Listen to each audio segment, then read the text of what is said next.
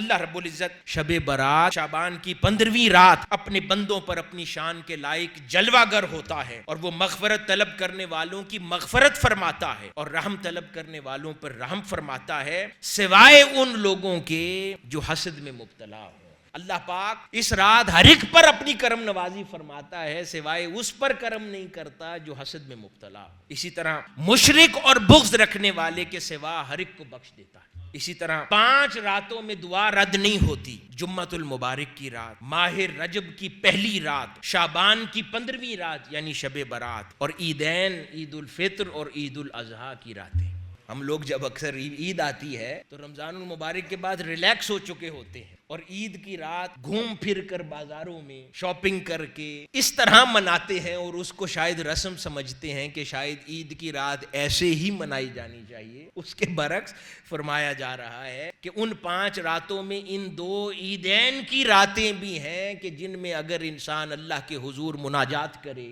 سجدہ ریزی کرے، دعائیں کرے، تو اللہ پاک نے ان کو یوں مبارک فرمایا ہے کہ اس میں دعائیں رد نہیں فرماتا۔